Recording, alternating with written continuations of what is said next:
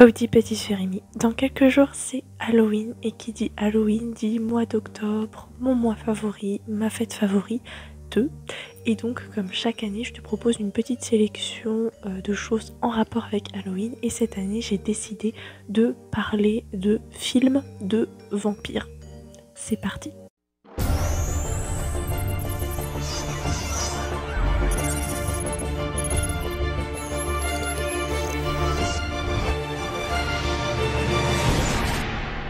On met les petites lunettes, de quoi s'humidifier la gorge. En tout cas, je ne citerai pas Vampire Diaries, Buffy contre les vampires, parce que bien que ce soit des classiques, il s'agit de séries. Et là, j'ai décidé de faire une capsule dédiée entièrement aux films. Je ne citerai pas non plus Dracula, Untold ou encore Vie Néon Démon, car ce sont des films que j'ai trouvé vraiment éclatés. Je ne citerai pas non plus la saga Twilight, parce que personnellement, je n'ai jamais aimé cette saga. Bien que faire un vampire qui ressemble à une boule disco au soleil soit une idée plutôt mimi en soi. Par contre, je tiens à préciser tant qu'on y est, zéro débat. On ex-Edward, on garde Jacob. Enfin, même si tu commences à me connaître, en tant que fan de DILF, moi personnellement, je n'ai de yeux que pour Carlyle. Mais c'est pas du tout l'objet de la capsule du jour. Je tiens à préciser aussi que je ne parlerai pas de Blade, qui est un film plutôt sympathique, mais il va faire son grand retour dans le MCU, et donc comme je prévois une vidéo spéciale sur le MCU, on verra à ce moment-là. Et enfin, je ne cite pas Abraham Lincoln, chasseur de vampires, car pour moi, il fait partie des films What the fuck, et donc il y aura une vidéo spéciale sur ces films-là. Donc, j'en traiterai à ce moment-là.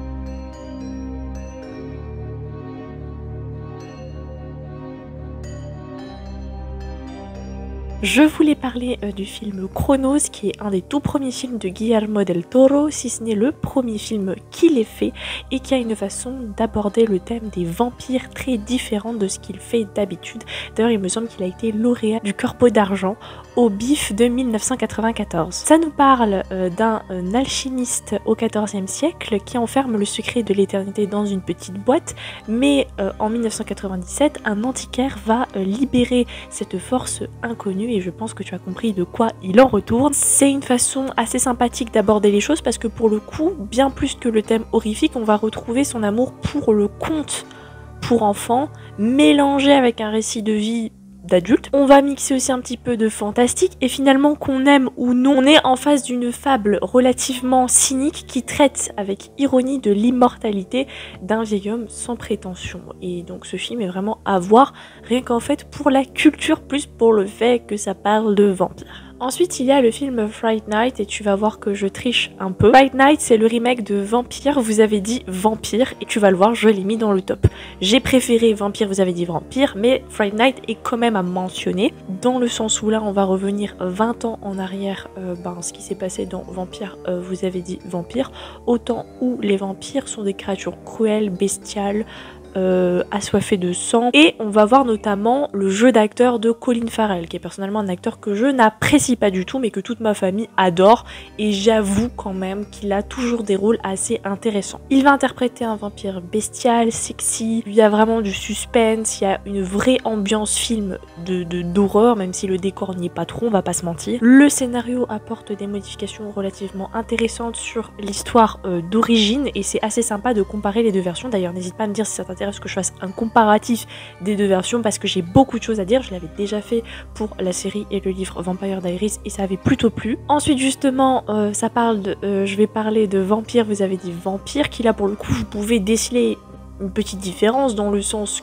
je viens de vous faire un doigt d'honneur sans le vouloir, je remettais ma bague du démon. Vampire, vous avez dit Vampire, va donc mettre en scène des adolescents, ce qui est déjà un gros point différent par rapport à Fright Night. Nous parlons notamment de Charlie, qui est un adolescent sans histoire, qui vit avec sa mère, qui a une vie classique avec des potos, une petite copine.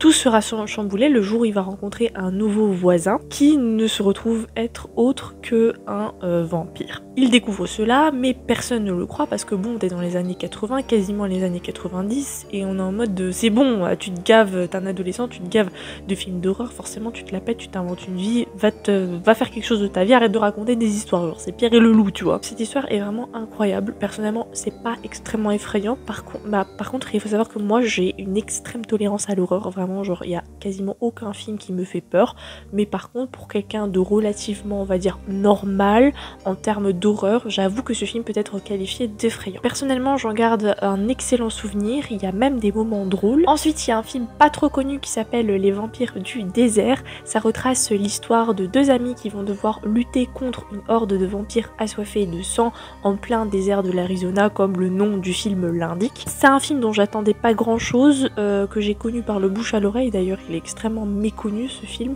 et personnellement j'ai été agréablement surprise. Alors oui, le scénario n'est pas des plus originales, mais le thème vampirique est quand même traité d'une façon assez inattendue, puisque par exemple dedans il est question de remèdes contre le vampirisme, mais le point fort c'est notamment la mise en scène.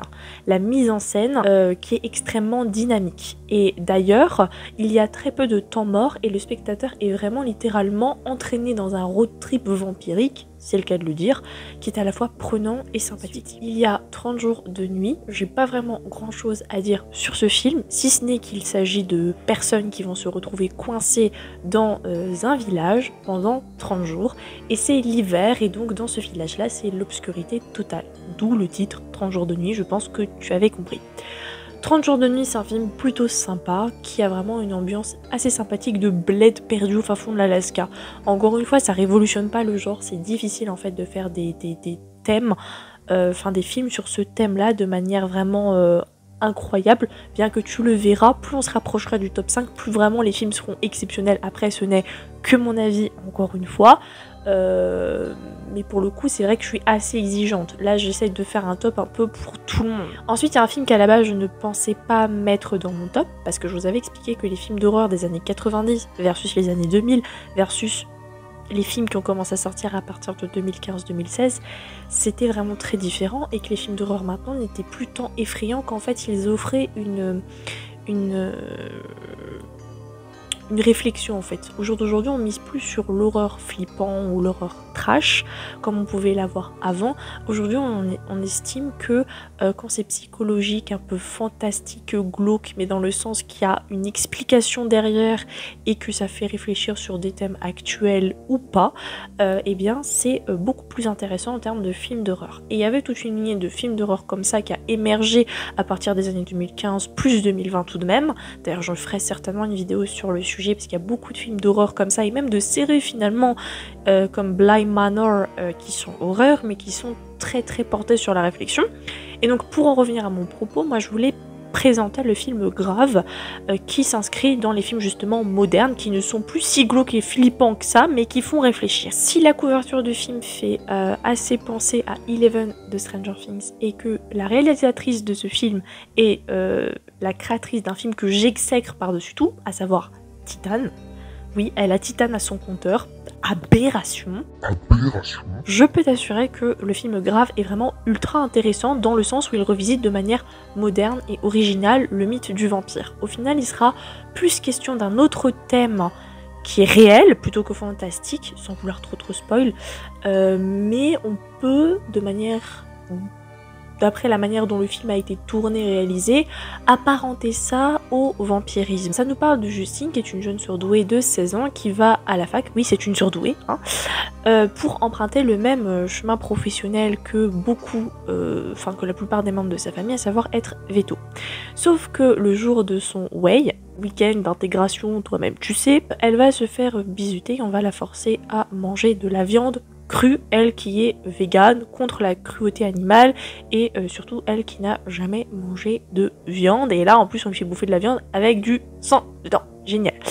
Et ce qui en fait fait l'histoire du film, c'est que les conséquences de ce bizutage seront sans précédent sur elle et vont complètement changer de manière inattendue son chemin de vie, et même nous en tant que spectateurs, bon là je vous mets la puce à l'oreille, mais en tant que spectateur, si tu regardes le film sans avoir écouté ce que j'ai dit, tu trouves ça assez inattendu quand même. Prédateur qui, entre rêve et cauchemar réunis, le casting le plus improbable. En effet, on a David Bowie, Catherine Deneuve, Susan Sarandon.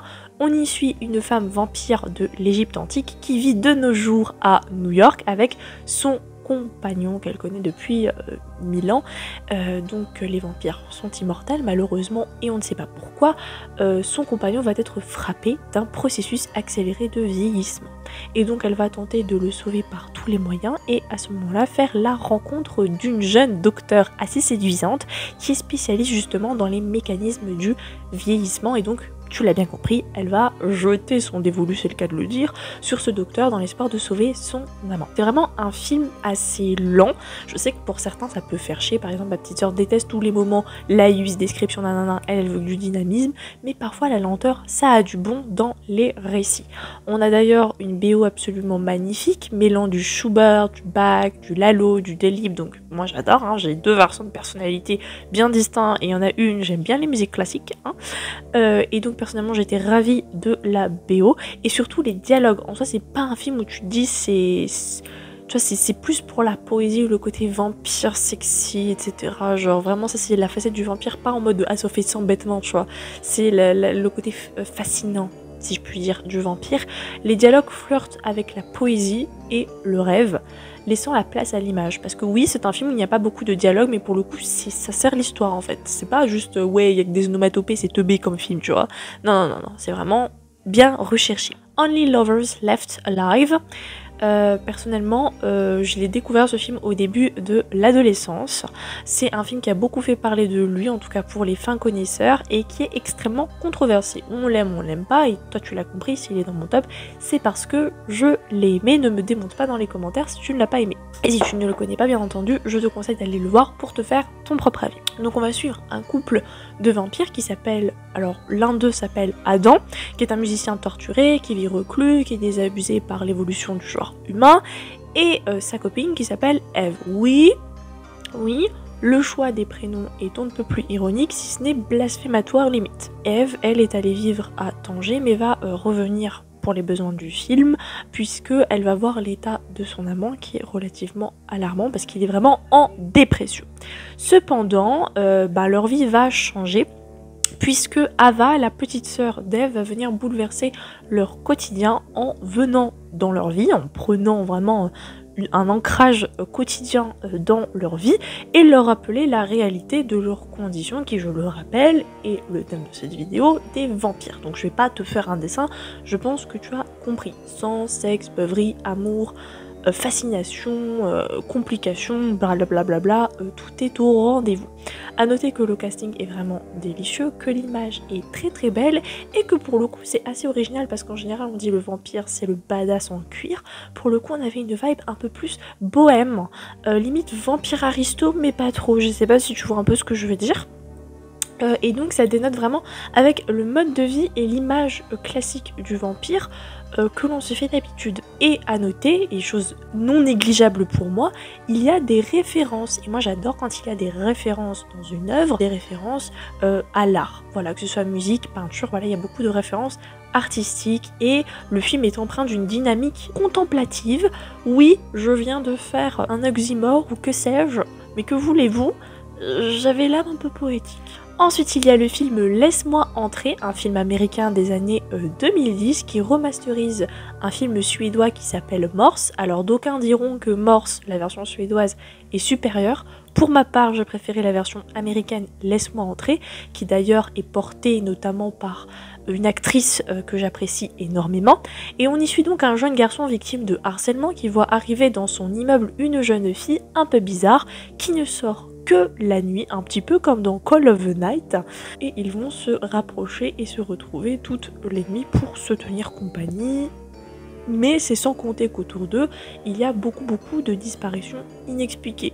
Mon œil, toi-même tu sais. J'aime bien en fait le fait de montrer le mythe du vampire, mais à travers cette fois-ci les yeux d'enfant. C'est quelque chose qu'on n'a pas vraiment l'occasion de voir abordé, même dans les animés. Dans les animés, c'est souvent des adolescents et la jeune adulte au minimum. C'est jamais vraiment des enfants de l'âge qu'ils ont eux dans ce film. des enfants qui n'ont rien en commun mais qui malgré tout vont se rapprocher. Et vraiment petit bonus pour la fin qui est assez surprenante, et boucle bien la boucle parce que souvent moi je devine toutes les fins en mode c'est obvious. Là j'avais plus ou moins deviné, enfin c'était une des fins possibles, mais je pensais pas qu'ils allaient avoir l'audace, si je puis dire, de se tourner vers cette finalité là, et j'ai vraiment été très conquise. Ensuite on parle du film Le Bal de l'Enfer. Ça me fait penser qu'en fait je dois faire très rapidement mon top de films, puisque l'année 2022 a vu sortir plein de films qui font désormais partie de mon top. Et le but à moi c'était de faire un top sans parler des films qui sont sortis pendant l'année 2022. Je sais pas si t'as compris, si c'était clair, mais voilà, en fait pour faire deux versions. La version de mes films que j'aimais avant et la version des films que j'aime maintenant, parce qu'il y en a qui ont bougé et ça se comprend. Il y a vraiment de très bonnes choses qui sortent depuis quelques années. Bref, je voulais parler du Bal de l'Enfer parce que je pensais pas au départ le mettre dans ce top, et c'est pour ça que j'avais attendu de tourner la vidéo, parce que je voulais le voir et j'étais presque sûre que je l'aimerais. Ça me fait un peu penser à Shaun of the Dead dans le sens que c'est horrifique mais limite c'est parodique. Voilà, donc ça nous parle de Evie qui est une artiste qui vivote, qui va découvrir un jour qu'elle a un cousin éloigné en Angleterre, qui plus est un cousin aristocrate, riche, etc. Donc elle va décider de le rencontrer à l'occasion d'un mariage en Angleterre, et comme elle est orpheline, et bien là elle se dit que c'est l'occasion d'enfin avoir une famille, sauf qu'elle découvre un milieu riche, mystérieux, qui cache de lourds secrets et des secrets pas du tout anodins. Si tu le prends au premier degré, il va vraiment te faire passer un très bon moment, parce qu'au final je trouve qu'il tient plus de la parodie et c'est ça qui fait son charme. Si vraiment tu regardes en mode sérieux, tu te dis c'est cliché sur cliché, ils sont dans l'abus, c'est éclaté.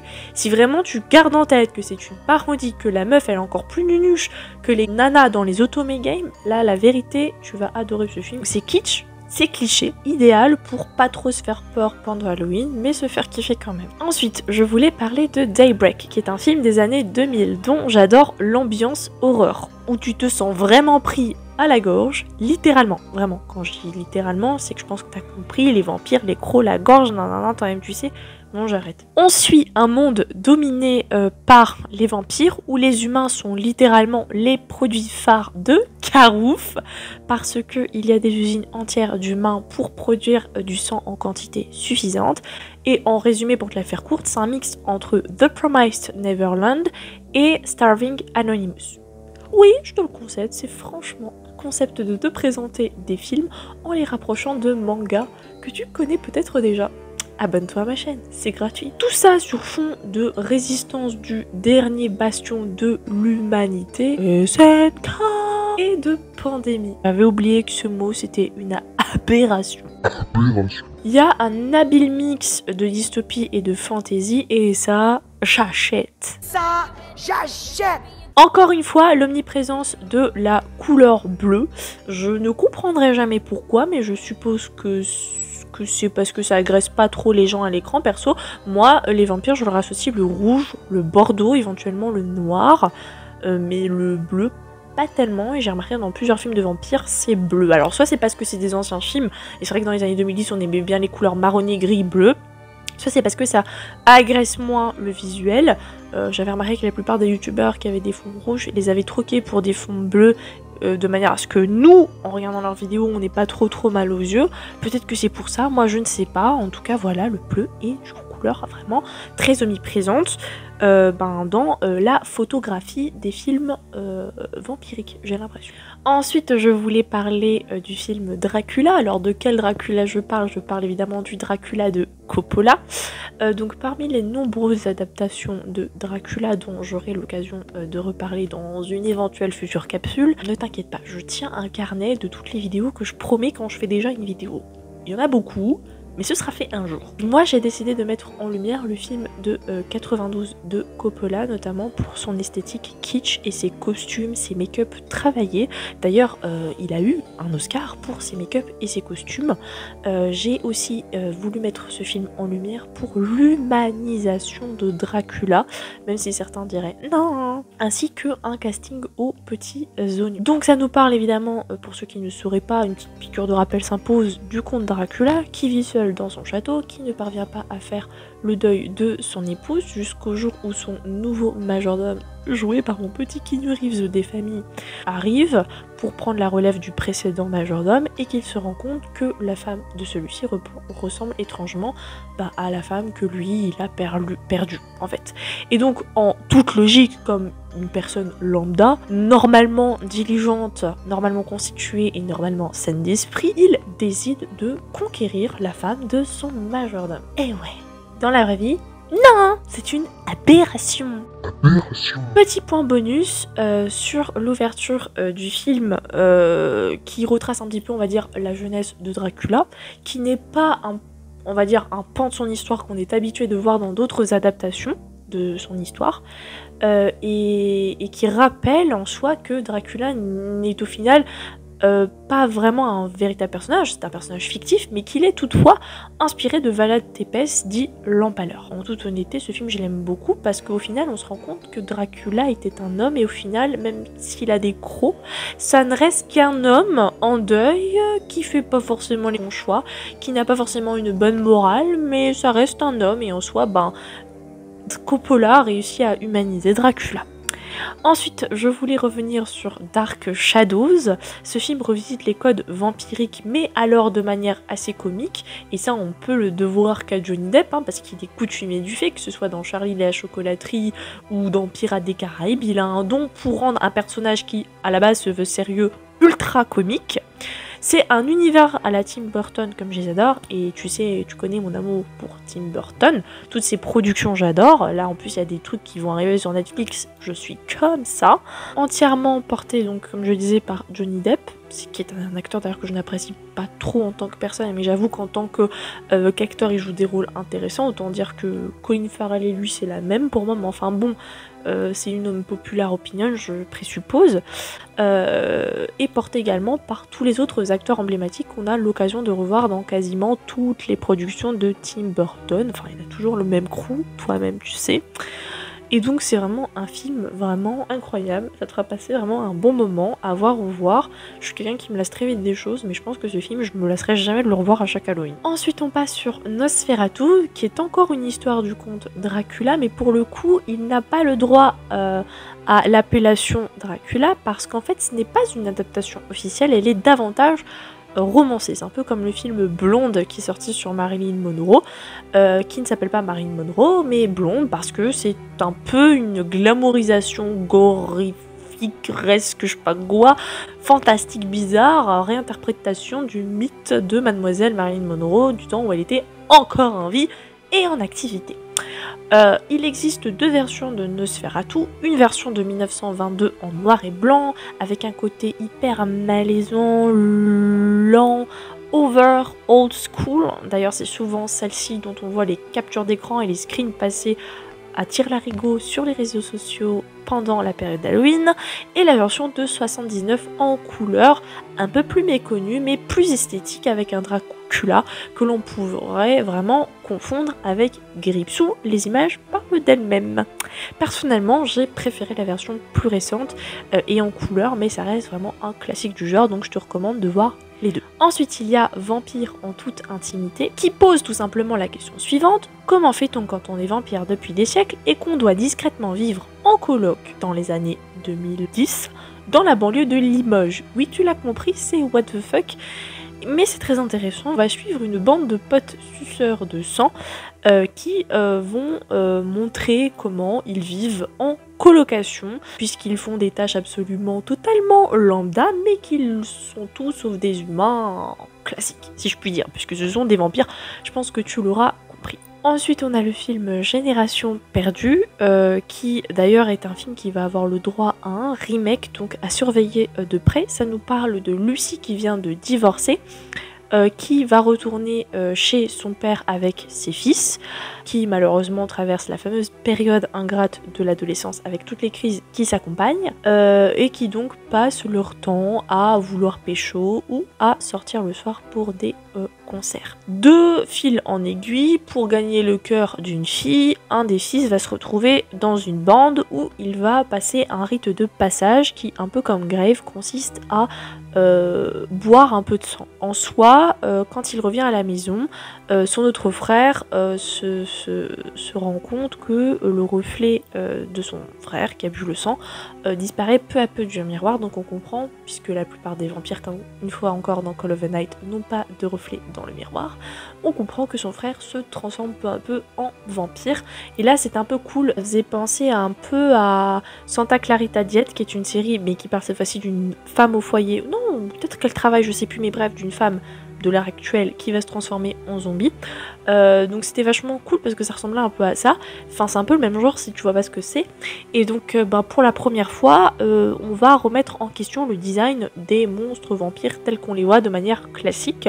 On évite, les représentations folkloriques, les habits un peu théâtraux avec la cape rouge, le noir, le cercueil, les longs doigts, les coupes voilà, en forme de moumoute. Et là on va plutôt avoir des blousons en cuir, des squats de sarcophage, oui, des piercings, des tatouages, des motos Harley Davidson.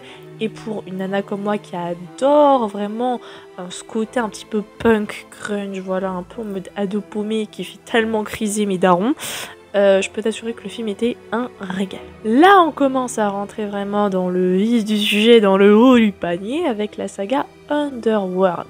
Donc c'est une saga de 5 films qui a débuté dans les années 2000, qui est assez gothique, qui a une vibe aussi Matrix, qui sexualise énormément l'héroïne parce qu'elle est ultra badass, elle est en cuir noir et latex. Donc à la base c'est censé être quelque chose qui m'énerve parce que je déteste quand il y a une hypersexualisation. Mais bon, après j'aime bien les films style Resident Evil, ultraviolette, donc est-ce que je m'auto-contredis pas parfois? Oui, j'avoue, vraiment, je suis désolée, bah c'est pas grave. On suit Selene, qui est une vampire qui évolue dans un monde où sa race domine, mais qui est toutefois en guerre avec les Lycans. Pour ceux qui n'auraient pas compris, les Lycans, ce sont des loups-garous. Allez réviser Vampire Diaries s'il vous plaît. C'est sans compter le jour où cette guerrière impitoyable va s'amouracher d'un humain, mais je t'épargne les didascalies, il va se faire mordre par un lycan et devenir donc un loup-garou à son tour. Entre protéger son amour et trahir son pays, eh bien Selene va devoir faire un choix. Je te laisse deviner quel choix elle a fait puisqu'il y a 5 films. Punaise, on dirait vraiment que je fais la promotion du manga Les Amants Sacrifiés. Trahir son pays ou protéger son mari? Découvrez le destin d'une femme hors norme, prise dans les tumultes de la guerre, dans Les Amants Sacrifiés, un manga des éditions Kiyun. En tout cas, moi j'aime beaucoup le côté cuir, l'omniprésence du bleu, qui donne vraiment une colorisation au film assez particulière. Limite, on a l'impression d'être dans une boîte, c'est oppressant. L'univers est un peu étouffant, mystérieux, les combats sont pas mal, l'histoire d'amour est excellente aussi, j'avoue. Je suis une légende, qui est un film avec mon Will Smith des familles, et sans déconner, en le voyant, je me suis pris une claque, comme Chris Brown. Oh wow! Will Smith just smacked the shit out of me. Elle était bonne celle-là. Avouez qu'elle était bonne cette blague. That was a nice one. Okay. Avoue qu'elle était bonne ma blague. Non, là, tu me mets pas 10 sur 10 à ma blague. C'est que t'es pas un vrai. Notre héros évolue dans une ville désertique puisqu'un virus force les êtres contaminés à se terrer le jour pour attaquer la nuit. L'intérêt de ce film résulte en fait dans les créatures qui ne sont autres qu'un mélange de vampires et de zombies. Mais surtout dans l'ingéniosité dont fait preuve notre héros pour survivre. Parce qu'on va pas se mentir, dans la plupart des films d'action en général, mais aussi d'horreur, il y a relativement des facilités. Soit ils sont complètement cons et ils meurent direct, soit ils s'en sortent, mais alors par des tours de passe-passe que tu ne t'expliques pas.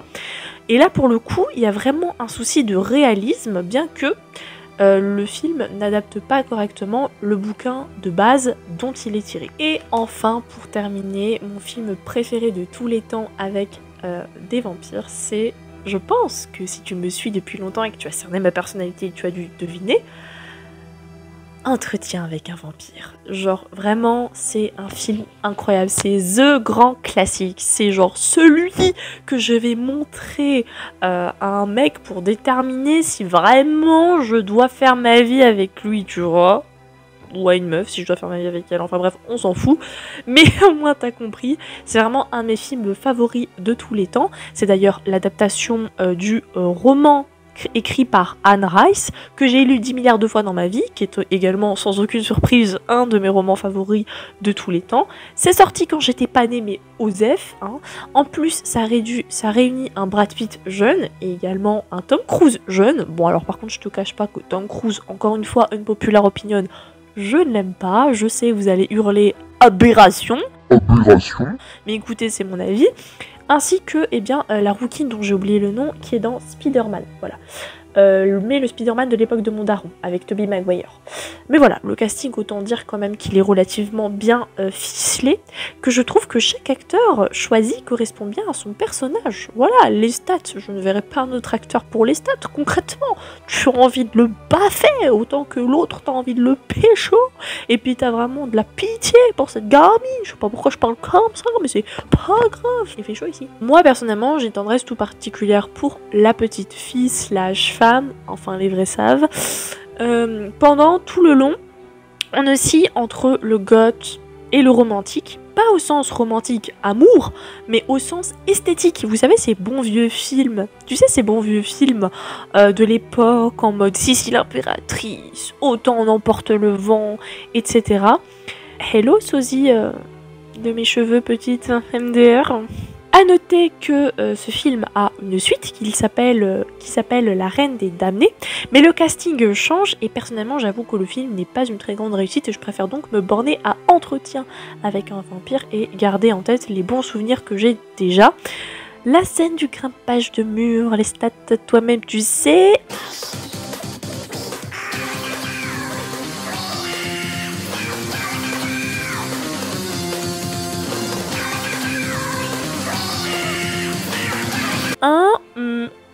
Par contre, les musiques sont incroyables et personnellement, je les écoute toujours en boucle au jour d'aujourd'hui, hein, de La Reine des Damnés, Queen of the Damned, comme je préfère le dire moi.